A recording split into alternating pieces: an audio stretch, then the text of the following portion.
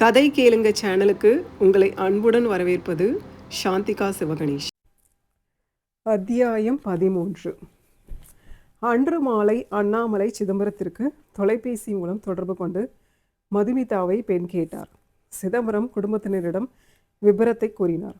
மது உனக்கு பிடிச்சிருந்தாதான் இந்த கல்யாணம் நடக்கும், இல்லைனா நாம் இந்த சம்பந்தத்தை தவிர்த்திடலாம், என்ன சொல்கிற என்று கேட்டார் அப்பா. நான் ஒரு முறை மாதவன் கிட்ட பேசணும், அப்புறம் நான் உங்களுக்கு பதில் சொல்கிறேன் என்றாள் மகள். சரி மது, நான் அண்ணாமலை கிட்ட இதை பற்றி கேட்டு சொல்கிறேன் என்று முடித்தார் சிதம்பரம். அப்பா, எனக்கு கொஞ்சம் ஃப்ரெண்டு திருச்சியில் இருக்காங்க, அவங்க மூலம் அவரை பற்றி விசாரித்து சொல்கிறேன் என்றான் மதுசூதன் பொறுப்பான அண்ணனாக. சரிப்பா என்று முடித்துவிட்டு எழுந்தார் சிதம்பரம். சிதம்பரம் அண்ணாமலை எண்ணிற்கு தொடர்பு கொண்டு பேசினார். அண்ணாமலை, நான் சொல்கிறேன்னு தப்பாக நினச்சிக்காத, மதுமிதா மாதவன் கிட்ட பேசிட்டு முடிவை சொல்கிறேன்னு சொல்லியிருக்கா என்று தயங்கி சொல்லி முடித்தார். அதுக்கு ஏன் இவ்வளவு தயக்கம்? பொண்ணுக்கு பையனை பிடிக்கணும், பையனுக்கு பொண்ணை பிடிக்கணும், அப்போ தான் நாம் மேலே பேச முடியும். அவங்க 2 பேரும் தாராளமாக பேசட்டும். நான் மாதவன் கிட்ட சொல்லி அவனை அங்கே அனுப்புகிறேன் என்று சாதாரணமாக கூறினார் அண்ணாமலை. பார்வதி, நீதான் மாதவன் கிட்ட பேசி அவனை சென்னைக்கு மதுமிதாவை பார்க்க அனுப்பணும் என்று அந்த பொறுப்பை பார்வதியிடம் கொடுத்தார் அண்ணாமலை. சரிங்க, நானும் மலரும் அவனிடம் பேசி அவனை சென்னைக்கு அனுப்பி வைக்கிறோம். அவன் மலர் சொன்னால் கேட்பான். இரவு நேர லேசான குளிர்காற்றினை அனுபவித்தவாறு தோட்டத்தில் நடந்து கொண்டிருந்தான் மாதவன். மாதவா என்று பார்வதி அவனை அழைத்தார். அவன் அருகில் வந்தான். மாதவா, எங்கள் எல்லோருக்கும் மதுமிதாவை ரொம்ப பிடிச்சிருக்கு, அதனால் உனக்கு பெண் கேட்கலாம்னு நினச்சி மதுமிதா அப்பா கிட்ட பேசினோம் என்று பார்வதி கூறவும் மாதவன் ஆச்சரியமாக அவரை பார்த்தான். அந்த பார்வையை தவறாக புரிந்து கொண்ட பார்வதி, மாதவா, நீ அவசரப்படாதேன்னு சொல்லிக்கிட்டு தான் இருக்க, ஆனாலும் ஜோசியர் உனக்கு சீக்கிரமாக கல்யாணம் பண்ண சொல்லி இருக்கார் இல்லையா, அதனால தான் நாங்கள் பேசினோம் என்றார் மெல்லிய குரலில். அதுக்கு அவங்க என்ன சொன்னாங்க என்று தனக்கு இருந்த பரபரப்பை மறைத்து கொண்டு கேட்டான் மாதவன். அது அது வந்து என்று தடுமாறினார் பார்வதி. மலர், நீ சொல்லு என்று மலரின் கையை பிடித்து அழுத்தினார். அது ஒன்றுமில்லை மாதவா, அந்த பொண்ணு மதுமிதா உன்கிட்ட ஏதோ பேசணும்னு சொல்லியிருக்கா, உன்கிட்ட பேசிட்டு தான் முடிவை சொல்லுவாளாம் என்றாள் மலர். இதனை கேட்டதும் மாதவனுக்கு அவள் என்ன கேட்க போகிறாள் என்று புரிந்துவிட்டது. மது என்கிட்ட நேராக திருவிழாவுக்கு வந்தது நானானு கேட்டா என்னால் அவளோட கண்ணை பார்த்து போய் சொல்ல முடியாது. உண்மையை சொன்னால் அவள் என்னை கல்யாணம் பண்ணிக்க மாட்டா. அந்த ஒரு கேள்வி என்னை நேரடியாக கேட்கலைனா இந்த கல்யாணம் நடக்கும் என்று நினைத்து கொண்டான். சரிம்மா, நான் நாளைக்கு கிளம்புறேன் என்று விட்டு சென்னைக்கு கிளம்பினான். தன் வீட்டில் எல்லோரும் மதுமிதாவை 2வது மருமகளாக ஏற்றுக்கொள்ள தயாராக இருக்கிறார்கள் என்பதை எண்ணி சந்தோஷப்படுவதா, இல்லை இப்போது மதுமிதாவிடம் மாட்டிக்கொள்ளப் போவதை நினைத்து வருத்தப்படுவதா என்று புரியாமலேயே காரை ஓட்டி சென்றான் மாதவன். சோஃபாவில் தேநீரை அருந்தியபடி உட்கார்ந்திருந்தான் மாதவன். எதிரில் சிதம்பரம், வள்ளி மற்றும் மதுசூதன் அமர்ந்திருந்தனர். முதல் முறையாக வீட்டுக்குள் வந்திருந்தான் மாதவன். ஹாலில் பெரிய குடும்ப புகைப்படமும் அங்கங்கே மதுமிதா மதுசூதன் புகைப்படங்களும் இருந்தன. பார்ப்பதற்கு வீடு பளிச்சென்று இருந்தது. இவ்வளவு தூரம் எங்களுக்காக வந்ததுக்கு ரொம்ப தேங்க்ஸ் தம்பி, உங்களுக்கு தான் சிரமமாக இருந்திருக்கும், சாரி என்றார் சிதம்பரம். எனக்கு இந்த பக்கம் ஒரு வேலை இருந்தது, அதான் அப்படியே பார்த்துட்டு போகலாம்னு வந்தேன், அதனால் ஒன்றும் சிரமமில்லை என்று சமாளித்தான். ஹாய், நான் மதுமிதாவின் அண்ணன் மதுசூதன் என்று தன்னை அறிமுகப்படுத்தி கொண்டான் மதுசூதன்.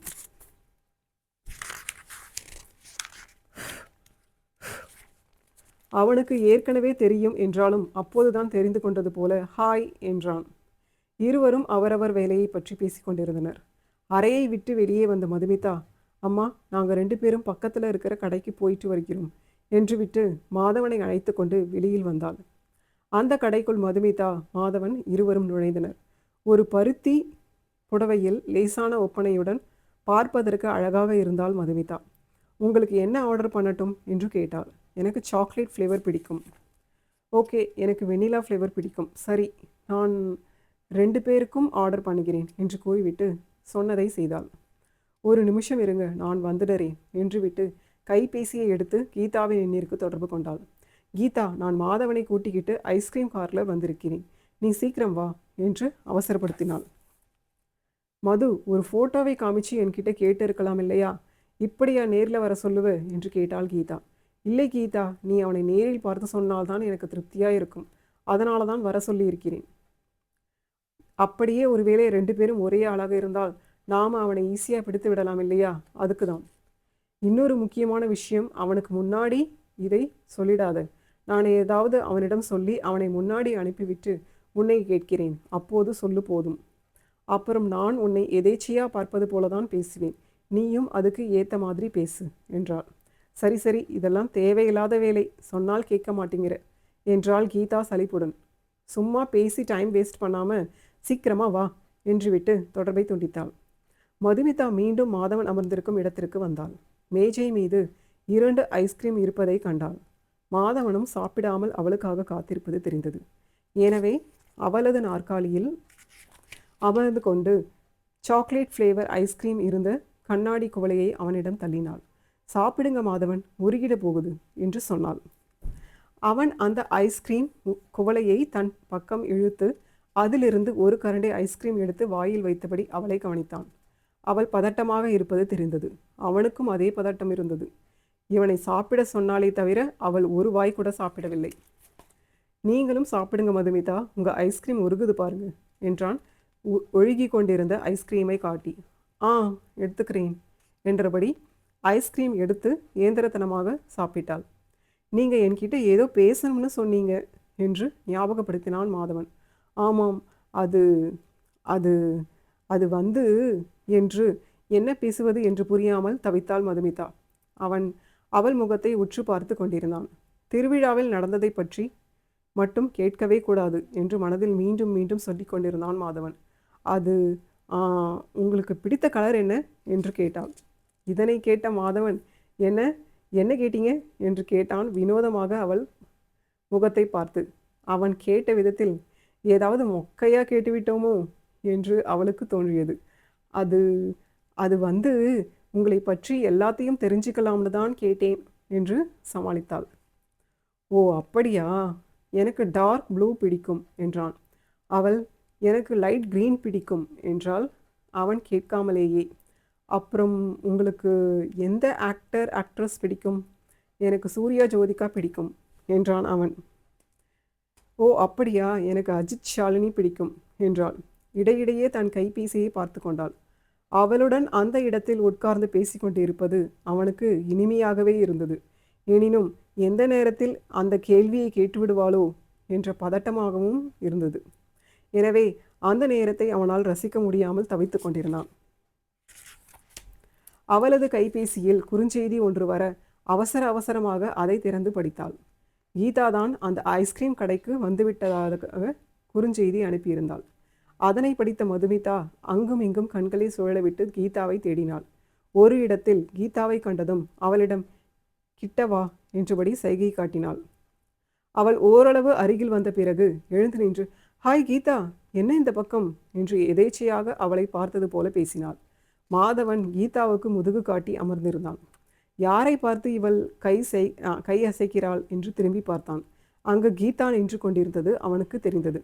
ஓ, இதுதான் விஷயமா என்று நினைத்து கொண்டு அமைதியாக அமர்ந்திருந்தான் மாதவன். கீதா இவர்கள் அருகில் வந்ததும், இவள் என்னோட ஃப்ரெண்ட் கீதா என்று கீதாவை மாதவனுக்கு அறிமுகப்படுத்தி வைத்தாள் மதுமிதா. என்னடி கீதா இந்த பக்கம் என்று எதேச்சையாக அவளை பார்த்தது போல காட்டிக்கொண்டாள் மதுமிதா. நான் சும்மா இந்த பக்கம் வாக்கிங் வந்தேன் என்றாள் கீதா தட்டு தடுமாறி. என்ன, கடைக்கு உள்ள வாக்கிங் வந்தீங்களா என்று உதட்டோரம் சிரிப்புடன் கேட்டான் மாதவன். அது அது வந்து வெளியில் வாக்கிங் வந்திருப்ப, அப்படியே உள்ளே வந்திருக்கா, அப்படிதானே கீதா என்று சமாளித்தாள் மதுமிதா. சரி கீதா, உட்காருங்க என்றான் மாதவன். அவளும் உட்கார்ந்தாள்.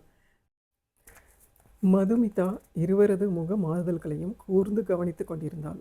ஆனால் மாதவன் வெகு சாதாரணமாக அமர்ந்திருந்தான். எந்த ஒரு பதட்டமும் அவனிடத்தில் இல்லை. கீதாவும் மாதவனை முதலாக பார்ப்பது போலவே பார்த்து கொண்டிருந்தாள். மதுமிதாவுக்கு இருவரும் சாதாரணமாக நடந்து கொண்டது ஆச்சரியமாக இருந்தது. மதுமிதா, உங்களுக்கும் எனக்கும் ஐஸ்கிரீம் இங்கே இருக்குது, உங்கள் ஃப்ரெண்டுக்கு ஆர்டர் பண்ணலையா என்று சாதாரணமாக கேட்டான். ஆமாம் ஆமாம், மறந்தே போயிட்டேன் என்று அவளுக்கு ஸ்ட்ராபெரி ஐஸ்கிரீம் எடுத்து வர சொன்னாள். அப்புறம் கீதா, நீங்கள் 2 பேரும் ஒரே ஸ்கூலில் இல்லை ஒரே காலேஜில் படிச்சீங்களா என்று சாவகாசமாக அவர்களை பற்றி கேட்டுக்கொண்டிருந்தான் மாதவன். ஆமாம், நானும் அவளும் ஒரே காலேஜில் படித்தோம். அங்கதான் நாங்கள் 2 பேரும் ஃப்ரெண்ட் ஆனோம் என்றாள் கீதா புன்னகையுடன். சரி மதுமிதா, நீங்கள் வேற ஏதாவது என்னை பற்றி தெரிந்து கொள்ள வேண்டுமா என்று கேட்டான்.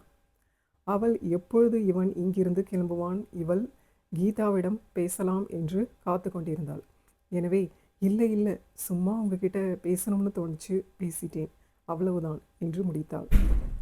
அப்போது நீங்கள் எனக்கு பிடித்த கலர், எனக்கு பிடித்த ஆக்டர் ஆக்ட்ரஸ் இவர்களை பற்றி கேட்கவா கூப்பிட்டீங்க என்று சிறு முறுவலுடன் கிண்டலாக கேட்டான் மாதவன். அது அது வந்து ஆமாம் இல்லை என்று இரு பக்கமும் தலையாட்டினாள் மதுமிதா. அவள் தலையை ஆட்டிய விதத்தில் அவனுக்கு சிரிப்பு வந்தது. லேசாக சிரித்துவிட்டு, சரி நான் இப்போ கிளம்பலாமா என்று கேட்டான். அவள், சரி நீங்கள் போய்கிட்டே இருங்க, நான் அண்ணனுக்கு ஐஸ்கிரீம் வாங்கிட்டு வந்துடுறேன் என்று அவனை அனுப்பினாள். அவன் கடையை விட்டு வெளியே செல்லும் வரை பொறுமையை இழுத்து பிடித்து காத்து கொண்டிருந்தாள். அவன் சென்றதும் கீதாவிடம் திரும்பினாள். என்னடி கீதா, இவன்தானே அன்னைக்கு நீ திருவிழாவில் பார்த்தது என்று ஆர்வமுடன் கேட்டாள் மதுமிதா. அது அவன் கூட இதே உயரம்தான், இதே ஹேர் ஸ்டைல் தான் வச்சிருந்தான், இதே மாதிரி தான் கிட்டத்தட்ட இருந்தான் என்று இழுத்தாள் கீதா. அதுதான் எனக்கே தெரியுமே, இவன் அவனா இல்லையா, அதை மட்டும் சொல்லு என்று பரபரத்தாள் மதுமிதா. இல்லடி என்றாள் கீதா முடிவாக. என்னடி சொல்கிற, நல்லா யோசிச்சு சொல்லு, என்னோட உள் உணர்வு இவன்தான்னு சொல்லுது, ஆனால் நீ இப்படி சொல்கிற என்று நம்ப முடியாமல் கேட்டாள் மதுமிதா. இல்லடி, இவன் அந்த பொறுக்கி கிடையாது, அந்த திருடனும் இவன் கிடையாது என்றாள் கீதா உறுதியாக. அப்படியா? ஆமாம், நான் சொல்கிறது உண்மைதான். மாதவன் ரொம்ப நல்லவன். நீ அவனை கல்யாணம் பண்ணிக்கிட்டா உன் வாழ்க்கை ரொம்ப சந்தோஷமாக இருக்கும். எனக்கு அதில் எந்த சந்தேகமும் இல்லை என்றாள் கீதா உறுதியாக. கீதா சொன்னதை கேட்ட மதுமிதாவுக்கு சிறிது ஏமாற்றமாக இருந்தாலும் மனதில் ஒரு நிம்மதி பரவுவதை உணர்ந்தாள். அதுவரை மதுமிதா இதயத்திற்கு போட்டிருந்த பூட்டை மாதவன் சுக்குநூறாக உடைத்து உள்ளே நுழைந்தான். கீதாவின் கைபேசி சினுங்கியது. எடுத்து பேசியவள், சுரேஷ் எனக்காக வெளியே வெயிட் பண்ணிட்டு இருக்கான், நான் போகணும், அப்புறம் பார்க்கலாம் என்றாள் கீதா. சரிடி, பார்க்கலாம் என்று விட்டு ஐஸ்கிரீம் வாங்கி கொண்டு அங்கிருந்து வெளியில் வந்தாள் மதுமிதா. மாதவன் கடைக்கு வெளியே அவளுக்காக கைகளை மார்புக்கு குறுக்கே கட்டியபடி காத்து கொண்டு நின்று கொண்டிருப்பது தெரிந்தது. அப்போதுதான் முதன்முறையாக மதுமிதா அவனை தெளிவான மனதுடன் பார்த்தாள். பார்க்க நல்லா இருக்கிறான், என் வீட்டில் இருக்கிற எல்லார்கிட்டையும் நல்ல பேர் வாங்கியிருக்கிறான், உண்மையாகவே இவன் நல்லவன்தான், நாம் கல்யாணத்துக்கு சம்மதம் சொல்ல வேண்டியதுதான் என்று ஒரு முடிவுக்கு வந்தாள். இருவரும் ஒன்றாக நடந்து வந்து கொண்டிருந்தனர். வெளி வாசலில் நின்று கொண்டு இவர்கள் வருகைக்காக காத்து கொண்டிருந்த வள்ளி இருவரும் ஒன்றாக நடந்து வருவதை பார்த்து நல்ல ஜோடி பொருத்தம் என்று நினைத்து கொண்டார். இருவரும் வீட்டுக்குள் நுழைந்ததும், வாங்க தம்பி, உட்காருங்க என்று சோஃபாவை காட்டிவிட்டு மதுமிதாவை அழைத்து கொண்டு அவர் அறைக்கு சென்றார். என்னாச்சு மது என்று கேட்டார். ஆமாம் அம்மா, நீங்கள் சொன்னது சரிதான், இவன் அவனில்லை, எனக்கு இந்த கல்யாணத்தில் சம்மதம் என்று அறிவித்தாள் மகள். வள்ளியின் முகம் மலர்ந்தது. சிதம்பரம் மற்றும் மதுசூதன் இருவரிடமும் இந்த விவரத்தை கோரினார் வள்ளி. சிதம்பரம் மாதவனிடம், 2 பேரும் மனம் விட்டு பேசினீர்களா என்று கேட்டார். அவள் இவனிடம் கேட்டது 2 கேள்விதான். அந்த கேள்வியை நினைத்த மாதவனுக்கு சிரிப்பு வந்தது. எனினும் பேசினோம் என்று கூறினான். சரிங்க தம்பி, வாங்க சாப்பிடலாம் என்று அழைத்தார் வள்ளி. இல்லைங்க, எனக்கு ஒரு ஃப்ரெண்டை பார்க்கணும், ஒரு வேலையாக போகணும், நான் உடனே கிளம்பணும் என்றான். சீக்கிரம் சாப்பிட்டு விட்டு போகலாமே என்றார் வள்ளி. அப்போதும், இல்லை கொஞ்சம் அவசரமாக போகணும், ஏற்கனவே லேட் ஆயிடுச்சு என்றான் மாதவன். சரிங்க தம்பி, நான் உங்கள் அப்பாவுக்கு ஃபோன் பண்ணி சம்மதத்தை சொல்கிறோம் என்று இவனிடமும் சம்மதம் சொன்னார் அவர். இதனை ஓரளவு அவர்கள் முக மலர்ச்சியை பார்த்து கண்டுபிடித்து இருந்தாலும் அவர்கள் வாயாலேயே கேட்டது அவனுக்கு நிம்மதியை தந்தது. அப்போது அவனுடைய கைபேசி சினுங்கியது. எடுத்து பேசியவன், என்னோட ஃப்ரெண்ட் தான் கால் பண்ணுறான், நான் கிளம்புறேன் என்று எழுந்து சென்றான். சரிங்க மாப்பிள்ளை என்றார் சிதம்பரம். அவரது அந்த வார்த்தை அவன் காதில் தேனாய் பாய்ந்தது. வீட்டின் முன்பு நிறுத்தி வைத்திருந்த காரில் ஏறி கிளம்பினான் மாதவன். அத்தியாயம் 14. சிதம்பரம் அண்ணாமலை எண்ணிற்கு தொடர்பு கொண்டு திருமணத்திற்கு சம்மதம் கோரினார். விபரத்தை தெரிந்து கொண்ட அண்ணாமலை குடும்பம் மகிழ்ந்தது. சூப்பர், நம்ம வீட்டில் இன்னொரு விசேஷம் நடக்கப் போகுது என்று மகிழ்ந்தாள் சுதாராணி. உனக்கு ரூட் கிளியர் ஆக போகுது என்றான் ஆறுமுகம். என்னது, எனக்கு ரூட் கிளியர் ஆக போகுதா? ஆமாம், மாதவனுக்கு கல்யாணம் முடிஞ்சா அடுத்தது உனக்கு தானே சுதா. அதைத்தானே உங்கள் அண்ணன் சொல்கிறாரு என்றார் மலர் கண்களை சிமிட்டி. சரி சரி, ரூட் கிளியரா ஆனாலும் இன்னும் நான் என்னோட இன்ஜினை ஸ்டார்ட் செய்யலை என்றாள் சுதாராணி. என்னடி சொல்கிற என்று கேட்டார் பார்வதி. நான் கல்யாணத்துக்கு தயாராக இல்லைன்னு சொல்கிறேன். ஏன்னா இன்னும் நான் டிகிரி முடிக்கலை என்றாள் சுதாராணி. சரி சரி, நீ டிகிரியை முடி, அப்புறம் கல்யாணத்தை பற்றி பேசுவோம் என்றார் பார்வதி. வேகமாக உள்ளே நுழைந்த மாதவனை பார்த்ததும் சுரேஷ் ஹாய் என்றான். இவனும் கையை தூக்கி அசைத்து ஹாய் சுரேஷ் என்றபடி அவர்கள் அமர்ந்திருந்த மேஜைக்கு சென்றான். ரொம்ப தேங்க்ஸ் கீதா, நான் சொன்னதற்காக உங்களோட க்ளோஸ் ஃப்ரெண்ட் மதுமிதா கிட்ட பொய் சொல்லியிருக்கீங்க என்றான் மாதவன். இல்லையே, நான் பொய் சொல்லவில்லையே, நீங்கள் நல்லவர், நான் உண்மையைத்தான் சொல்லியிருக்கேன். நீங்கள் அந்த நகையை எடுக்கலை, அப்புறம் அந்த கத்தியை கூட வீசவில்லை, இது ரெண்டையும் தான் நான் சொன்னேன். அது உண்மைதானே மாதவன் என்று கேட்டாள் கீதா. அது உண்மைதான், ஆனால் திருவிழாவில் பார்த்தது நான்னு நீங்கள் சொல்லலை என்றான் மாதவன். ஆமாம் மாதவன், நான் அவகிட்ட ஒரு உண்மையை மறைக்கிறேன், ஆனாலும் பொய் சொல்லலை. நான் அவளோட நல்லதுக்குத்தான் மறைத்தேன். நீங்கள் அவள் மேலே வைத்திருக்கிற உண்மையான காதல் என்னை இப்படி சொல்ல வச்சிடுச்சு என்றாள். நல்ல வேலை மாதவன், நீங்கள் அன்னைக்கு நைட் என்கிட்ட பேசணும்னு கூப்பிட்டீங்க. இல்லைனா இந்நேரத்துக்கு நான் மதுமிதாவிடம் இவன்தான்னு அவன் சொல்லியிருப்பேன் என்றாள் கீதா. மதுமிதாவை கொஞ்ச நாளாக நான் ஃபாலோ பண்ணிட்டு தான் இருக்கேன். அவளோட கேரக்டரை ஓரளவுக்கு நான் புரிஞ்சு வச்சுருக்கேன். அவள் கண்டிப்பாக உங்ககிட்ட கேட்டுட்டு தான் என்னை கல்யாணம் பண்ணிக்குவான்னு யோசித்தேன். அதனால தான் உங்ககிட்ட பேசினேன் என்றான் மாதவன். அன்று மாதவன் அண்ணாமலையை ஹோட்டலில் விட்டுவிட்டு வாழைப்பழம் வாங்கி வருவதாக சொல்லிவிட்டு தன்னுடைய நண்பன் அகிலனுக்கு ஃபோன் செய்தான். அகில், சுரேஷ் கிட்ட பேசினியா என்று கேட்டான். நான் பேசினேன்டா, சுரேஷ் இன்னும் கொஞ்ச நேரத்தில் கீதாவை கூட்டிக்கிட்டு வந்துடுவான் என்றான் அகிலன். சரிடா அகில், நானும் வந்துடுறேன் என்று காரை எடுத்துக்கொண்டு அந்த ஷாப்பிங் மாலுக்கு சென்றான். அங்கு கீதா, சுரேஷ் மற்றும் அகிலன் இருந்தார்கள். அவர்களிடம் சென்றான் மாதவன். அகிலன் சுரேஷிடம், நான் சொன்ன ஃப்ரெண்ட் இவன்தான் என்று மாதவனை காண்பித்தான். இவன் சுரேஷ் என்று மாதவனுக்கு அறிமுகப்படுத்தினான் அகிலன்.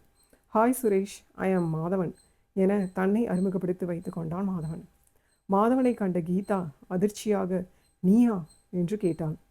கீதா, நான் சொல்வதை ஒரு நிமிஷம் கேளுங்க என்று மாதவன் கூறியதை பொருட்படுத்தாமல் கீதா சுரேஷை பார்த்து, சுரேஷ், இவனை பார்க்க தான் என்னை இங்கே கூப்பிட்டியா? எனக்கு இந்த விபரம் தெரிஞ்சிருந்தா இங்கே வந்தே இருக்க மாட்டேன் என்றாள் கோபமாக. கீதா ப்ளீஸ், என்னை கொஞ்சம் பேச விடுங்க என்றான் மாதவன். இங்கே பேச வேண்டியது என்கிட்ட இல்லை, மதுமிதா கிட்ட என்றாள் கீதா. நான் கண்டிப்பாக மதுமிதா கிட்ட பேசுவேன், ஆனால் இப்போ என்னால் பேச முடியாது, அதனால தான் உங்ககிட்ட பேச வந்திருக்கிறேன் என்றான் மாதவன். சுரேஷ், கீதா, அவர் என்னதான் சொல்ல வராருன்னு கொஞ்சம் கேளு என்று கூறவும் கீதா மாதவனை என்ன என்பது போல பார்த்தாள். மாதவன் அன்று நடந்தவற்றை அவளிடம் கூற ஆரம்பித்தான். திருவிழாவை பார்ப்பதற்காக தேனிக்கு சென்ற மாதவன் மற்றும் அவனது நண்பர்கள் துரையின் வீட்டில் தங்கியிருந்தார்கள். அன்று நண்பர்கள் அனைவரும் காலை உணவு சாப்பிட்டு கொண்டிருந்தனர். அப்போது துரையின் தங்கை அழுது கொண்டே ஒரு தோழியுடன் வீட்டுக்குள் நுழைந்தாள். துரையின் தாய், என்னாச்சு லதா, ஏன் அழுதுகிட்டே வர்ற என்று அவளை பார்த்து பதறியபடி அவளிடம் கேட்டார். அம்மா, நானும் என் ஃப்ரெண்டும் திருவிழா கடையில் வளையல் வாங்கிக்கிட்டே இருந்தோம். அப்போது 4 பொறுக்கி பசங்க எங்களை ஜாடை மாடையாக தப்பாக பேசினாங்க. நாங்களும் கண்டுக்காமல் போயிட்டு இருந்தோம். அப்புறம் அவங்க எங்களை ஃபாலோ பண்ணி போகிற இடத்துக்கெல்லாம் வந்து தொல்லை கொடுத்தாங்க. ஏன் இப்படி பண்ணுறீங்கன்னு கேட்டதுக்கு என்னோடய துப்பட்டாவை பிடித்து இழுத்து தூக்கி போட்டுட்டான்னு ஒருத்தன். அப்புறம் கீழே கிடந்த துப்பட்டாவை எடுத்து போட்டுக்கிட்டு நான் ஓடி வந்துட்டேன் என்று அழுதாள். இதை கேட்டுக்கொண்டிருந்த துரை ஆவேசமாக அவளிடம் வந்தான். என்ன லதா சொல்கிற? எவன் அவன் உன்கிட்ட இப்படி நடந்து கொண்டது? என் கூட வா, வந்து எனக்கு அவனை அடையாளம் காட்டு. நான் அவன் கை காலை உடைத்து ஊனமாக்குகிறேன் பார் என்றான். ஆமாண்டா, தங்கச்சி கிட்ட வம்பு பண்ணின அவனை சும்மா விடக்கூடாது, வாங்கடா போகலாம் என்று மாதவனும் கூற நண்பர்கள் அனைவரும் சாப்பாட்டை பாதியிலேயே விட்டுவிட்டு அவனுடன் திருவிழாவுக்கு வந்தனர். லதாவை பார்த்து மாதவன், நானும் துரையும் உன் கூட வரோம், நாம இந்த பக்கம் அவனை தேடுவோம். அப்புறம் உன் பேர் என்னம்மா என்று கலாவின் தோழியை பார்த்து கேட்டான் மாதவன். என் பெயர் லதா என்றாள் அவள். அவன், ஓகே லதா, நீ வேற பக்கம் போய் பாரு, என் கூட குமரனும் அகிலனும் வருவாங்க. முதல்ல நீங்கள் அந்த பொறுக்கி பசங்களை பார்த்தா விசிலடிங்க, நாங்கள் அங்கே வருவோம். இல்லை, நாங்கள் முதல்ல பொறுக்கி பசங்களை பார்த்தா நான் விசில் அடிக்கிறேன், நீங்கள் இங்கே வந்துடுங்க என்றான் மாதவன். சரிடா, அப்படியே பண்ணலாம் என்று சொல்லிவிட்டு இரு குழுவாக பிரிந்து அந்த பெரிய திருவிழா தெருவில் இரு பக்கமும் அந்த பொறுக்கி பசங்களை தேடிச் சென்றனர். லதா பார்வையை சுழல விட்டு திருவிழா கடைகளில் இருக்கும் ஆண்களில் அந்த பொறுக்கி பசங்களை தேடினாள். தேடியவள் ஒரு இடத்தில் அந்த 4 பொறுக்கி பசங்களை கண்டாள். கண்டவள், அண்ணா, அதோ இருக்காங்க பாரு, அந்த 4 பசங்க தான் எங்ககிட்ட தப்பாக நடந்துகிட்டது என்று ஆள்காட்டி விரலால் அந்த 4 பசங்களை காண்பித்து கூறினாள். துரை மற்றும் மாதவன் அவர்களிடம் சென்றனர். மாதவன் துரையின் தங்கை லதா காட்டி, இவகிட்ட எவன்டா அவன் தப்பாக நடந்துகிட்டது என்று கேட்டான். அந்த 4 பொறுக்கி பசங்களும் ஒருவர் தோள் மீது ஒருவர் கை போட்டுக்கொண்டு அலட்சியமாக நின்று கொண்டிருந்தனர். பதில் கூறவே இல்லை. எனவே லதாவிடம் திரும்பி, யாருமா உன் துப்பட்டாவை பிடித்து இழுத்தது என்று கேட்டான் மாதவன். இதோ கட்டம் போட்ட சட்டை போட்டுக்கிட்டு கூலிங் கிளாஸ் போட்டு இருக்கானே, இவன்தான் என்று அவனை காட்டினாள் லதா. இவங்க எல்லோருமே என்னையும் என்னோட ஃப்ரெண்டையும் தப்பு தப்பாக பேசினாங்க என்று அழுகுரலில் சொன்னாள் லதா. மாதவன் அந்த கட்டம் போட்ட சட்டை அணிந்திருந்தவனின் சட்டையை பிடித்து, எவ்வளவு திமிருடா உனக்கு, பொம்பளை பிள்ளையை தப்பு தப்பாக பேசியிருக்க, அவளோட துப்பட்டாவை பிடித்து இழுத்து இருக்க, வாடா என் கூட போலீஸ் ஸ்டேஷனுக்கு என்று அவனை இழுத்து கொண்டு நடக்க ஆரம்பித்தான். ஆனால் அந்த கட்டம் போட்ட சட்டை மாதவனின் கையை தட்டிவிட்டு, என் மேலேயே கை வைக்கிறியா, இரு, நான் யாருன்னு உனக்கு காட்டுகிறேன் என்றவன் பக்கத்தில் நின்று கொண்டிருந்த மற்ற பொறுக்கி பசங்களை பார்த்து, இந்த 2 பேர் கை கால்களையும் அடிச்சு உடைங்கடா என ஆவேசமாக கத்தினான். அதை கேட்ட பக்கத்தில் இருந்த மற்ற 3 பொறுக்கி பசங்களும் மாதவனையும் துரையையும் தாக்கினர். மாதவனும் துரையும் அவர்களை தாக்கினார்கள்.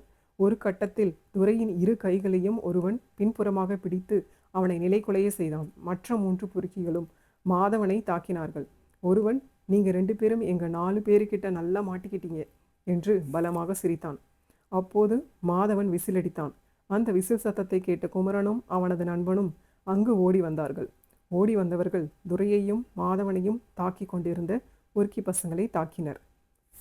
மாதவன் மற்றும் அவனது 3 நபர்களும் அந்த 4 பொறுக்கி பசங்களை தாக்கினர். மொத்தத்தில் 8 ஆண்கள் சண்டை போட்டு கொண்டிருந்தனர். அந்த பசங்களில் ஒருவன் மாதவன் போலவே நீல நிற சட்டை அணிந்திருந்தான். அவனும் மாதவனும் சண்டை போட்டு கொண்டிருந்தனர். ஒரு கட்டத்தில் மாதவன் அந்த நீல நிற சட்டை அணிந்திருந்த பொறுக்கியின் வயிற்றில் ஓங்கி ஒரு குத்து குத்தினான். அந்த குத்தை தாங்க முடியாமல் துவண்டு போனான் அந்த பையன். தொடர்ந்து அவனால் மாதவனை தாக்க முடியவில்லை. எனவே ஏதாவது கட்டை கிடைக்கிறதா என்று சுற்றுமுற்றும் பார்த்தான். எந்த கட்டையும் அவனுக்கு தென்படவில்லை. ஆனால் அவன் பக்கத்தில் ஒருவன் வெவ்வேறு விதத்திலான காய்கறிகள் நறுக்கும் கத்தி மற்றும் அரிவாள் மணிகள் சாலையில் பரப்பி விற்று கொண்டிருந்தான். இதனை கவனித்த அந்த பொறுக்கி அதில் இருந்து ஒரு கத்தியை எடுத்து மாதவனை தாக்க முயன்றான். இதனை பார்த்துவிட்ட மாதவன் தான் இருந்த இடத்தை விட்டு சிறிது நகர்ந்து கத்தி அவன் மீது படாமல் தன்னை காப்பாற்றி கொண்டான். அந்த கத்தி தான் மதுமிதாவின் நெற்றியில் பட்டு காயமானது. மதுமிதா நெற்றியில் வெட்டுப்பட்டதும் கத்தி மற்றும் இரத்தத்தை பார்த்து அதிர்ச்சியாகி ஆ என்று கத்தியபடி மயங்கி விழுந்தாள். சிறிது நகர்ந்து தன்னை காப்பாற்றி கொண்ட மாதவன் கத்தி சென்ற திசையில் ஆ என்ற பெண்ணின் அலறல் சத்தம் கேட்டதும் அந்த பக்கம் திரும்பினான். அங்கு ஒரு பெண் நெற்றியில் கத்திப்பட்டு மயங்கி கீழே விழுந்து கிடப்பதை பார்த்தான் மாதவன். பார்த்தவன் தன் முன்னாடி நின்று கொண்டு தன்னை தாக்கி கொண்டிருந்தவனை வேகமாக ஒரு தள்ளு தள்ளிவிட்டு அவளை நோக்கி ஓடினான். அந்த பெண்ணின் அருகில் சென்று அவளை பார்த்தான். அவள் முகத்தை பார்த்தபோதுதான் அவனுக்கு அன்று அவளை மாந்தோப்பில் பார்த்தது ஞாபகம் வந்தது. எனவே இவளா என்று தனக்குத்தானே கேட்டுக்கொண்டு அவளுக்கு முதலுதவி செய்தான். பிறகு அவளை தூக்கி கொண்டு அந்த நீண்ட திருவிழா சாலையை ஓடியே கடந்த பிறகு ஆட்டோவை பிடித்து மருத்துவமனைக்கு கொண்டு வந்து சேர்த்தான். மருத்துவர் அவனிடம் மருந்து வாங்கி வருமாறு சொன்னபோதுதான் ஞாபகம் வந்தது அவனிடம் பணம் இல்லை என்பது. சாப்பிட்டு கொண்டிருந்த மாதவன் அவசர அவசரமாக நண்பர்களுடன் கிளம்பி இந்த பசங்களை தேடுவதற்காக திருவிழாவுக்கு வந்ததனால் பணம் எடுத்து வரவில்லை. அவன் நிலையை புரிந்து கொண்ட கீதா மருந்து வாங்குவதற்காக வெளியில் சென்றாள். அவன் அந்த அறையில் காத்து கொண்டிருந்தான்.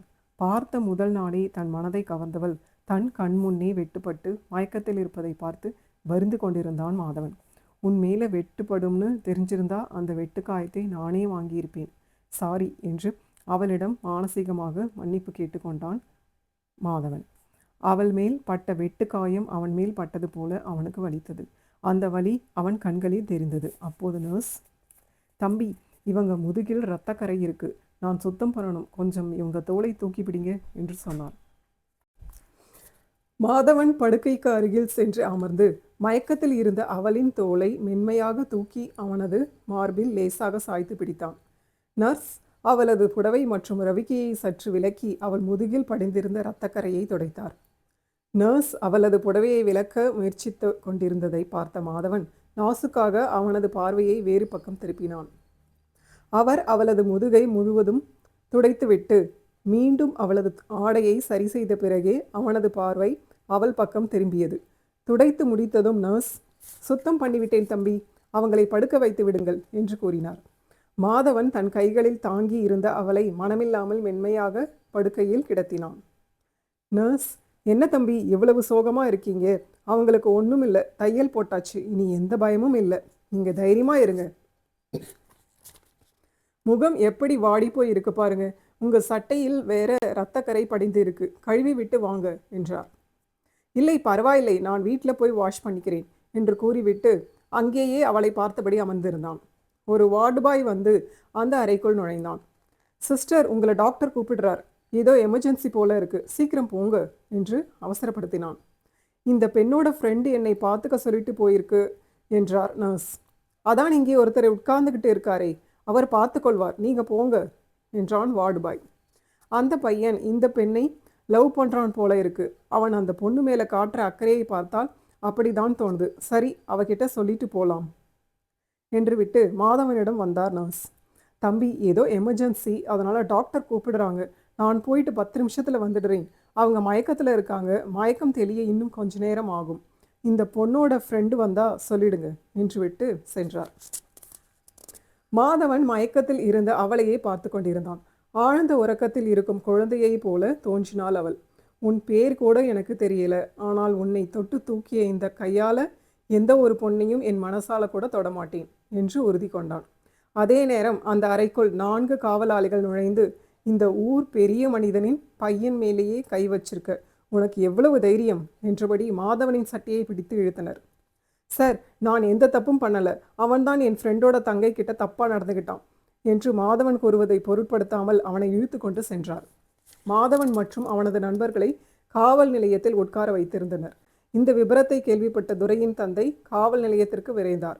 பிறகு அவருக்கு தெரிந்த கட்சிக்காரரை வைத்து அந்த பசங்களின் தந்தையிடம் பஞ்சாயத்து பேசி துரை, மாதவன் மற்றும் நண்பர்களை விடுவித்தார். இது சம்பந்தமாக யாராவது வழக்கு கொடுத்தாலும் அதனை பெரிதுபடுத்த வேண்டாம் என்று காவலர்களிடம் சொல்லிவிட்டு சென்றார். எனவேதான் மதுமிதா கொடுத்த எந்த வழக்கிற்கும் எந்த பலனும் இல்லாமல் போயிற்று. இந்த வீடியோ உங்களுக்கு பிடிச்சிருந்தா லைக் பண்ணுங்கள், ஷேர் பண்ணுங்கள், கமெண்ட் பண்ணுங்கள். மறக்காமல் சேனலை சப்ஸ்கிரைப் பண்ணிக்கோங்க. உங்களோட கமெண்ட்ஸ் தான் எனக்கு நல்ல மோட்டிவேஷனாக இருக்கும்.